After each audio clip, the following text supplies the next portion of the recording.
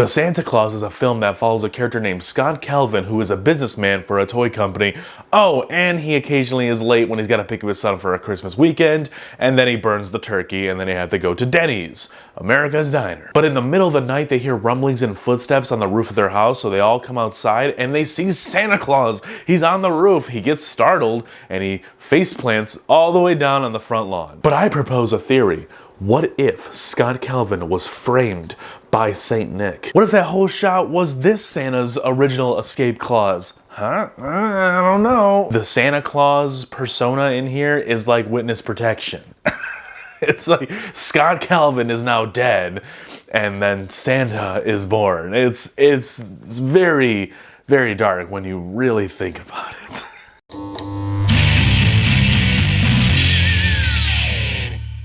What's up, everybody? Welcome back to the HEZ Project. I'm John Ortolazza, and today we're starting off the HEZ-MAS event that I announced. We're going to be doing a string of Christmas-themed holiday movie reviews, just like we did in October, but Christmas.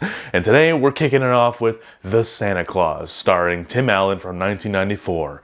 Let's talk about it. We're gonna see how long I can go wearing this hat for these Christmas reviews, because it's a little tight for the big noggin. This film I saw at a very young age. I don't really remember exactly when, but I grew up watching these Santa Claus movies, and I have fond memories of them. I think they're fun. Until I rewatched the next two, I don't really have many memories of those other than Robot Santa Claus and Jack Frost. That's really all I remember. I think I gravitate towards this movie a little bit more because it has that human element of Scott Calvin. I do enjoy that character quite a bit, and when he transitions into the fantasy world of Santa Claus and elves and the North Pole, it is a smooth transition, and it's like not cringy, family-friendly stuff.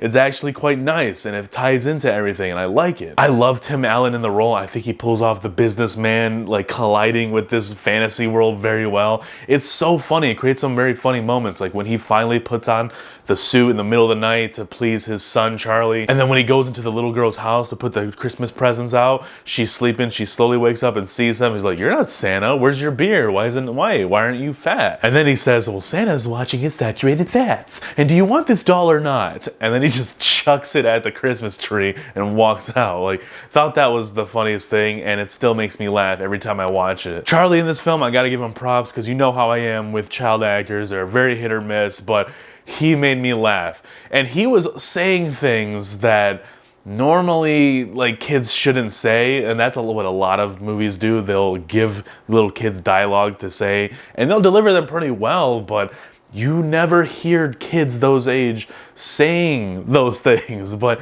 he delivered those lines so funny and so comedically. It came across as just kind of like tongue-in-cheek. It was just making me smile every time he spoke, and I was okay with it. That's the one pass I'll give it, because he delivered those lines very funny, like, and I enjoyed it. It was really funny. That is a pretty creepy and kind of a downer concept when you think about it. When you really think about it, a Santa Claus is on your rooftop and he comes tumbling down. He's presumably dead. The body disappears, and you are the one who picks up the card, and just because you picked up the card, now you're Santa Claus. And I think when you put on the suit, you're there. You're part of the clause. I believe it was that same night that Scott and Charlie went to the North Pole, and then they found Bernard and all the other elves. Bernard, I believe, says you got a whole year to sort out your life, and then you gotta become Santa for like full time, which is crazy. Like, his whole life changes at that point. He's gotta be Santa Claus now. That's kind of like a dark thing, in my opinion. Yeah, I mean, it's Santa Claus, a lighthearted being, but dude, it's like changing your identity. God, I wonder if the freaking elves are just as interchangeable as Santa. Other reasons I love this movie: it's got a good score and soundtrack to it. It's got this warmth that you want to feel when you're watching a Christmas movie, and it's a family movie. You can watch it with whoever. I also really do love the nice little turns and twists that they have later on in the movie. How Santa is getting this fire-resistant suit, and then in the third act of the film, there's like this heist that's planned, because they have a plan to get Charlie, but right now Scott Calvin has no custody over Charlie because, you know, Charlie's mom and Neil, they flipped out because they really do think that Scott is going through this change for Charlie. Like, they think that he's gaining the weight on purpose, dyeing his beard, growing out, or probably doing a fake beard, doing a fake wig so that he can appear as Santa Claus because Charlie is obsessed with Santa Claus at this time. Of course he is, because his dad is legit Santa Claus and is becoming the real thing. So I liked how they were thinking that Charlie was going crazy and Scott was being delusional and trying to make Charlie turn on his mom and Neil. That was an interesting dynamic. I thought that was kind of funny, and I find the humor out of it now as an adult rather than when I did when I was little. I was just like, yo, just let Charlie be with Santa. Do they not understand that he's Santa Claus? But I liked that they took some of these realistic routes for the comedy for the sake of a laugh, and I think it worked. For the most part, it all worked for me, and that's what makes this more rewatchable than the other two.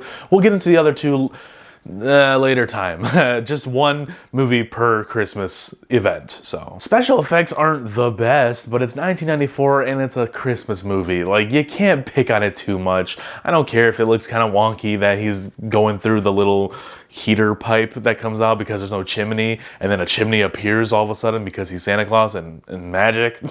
That's fine. I'm not gonna dog on it too much. And then, like, the sleigh isn't the best, but who cares? That's not what this movie's about. It's not. You don't come into there expecting the freaking Spider-Man No Way Home levels of CGI, because obviously it's 20-something years before. I appreciate the love and the craft and the heart that was put into this film, and it really does make for a rewatchable Christmas film, something that I do want to revisit and show to my kids eventually. Be like, hey, this is a family movie. It's really good. And then they're not going to get any of the jokes that I get, and then I'm just going to be like, just wait till you're older. But I will say, if you have not seen The Santa Claus with Tim Allen yet, I urge you to go check it out. It is a fun time. It's a fun Christmas movie.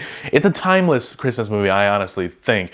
There's some, things that'll date it to the 90s, but for the most part, I think it's a really solid Christmas holiday film, and it should be watched every year. So guys, let me know down below, have you ever seen The Santa Claus? And have you ever seen the sequels?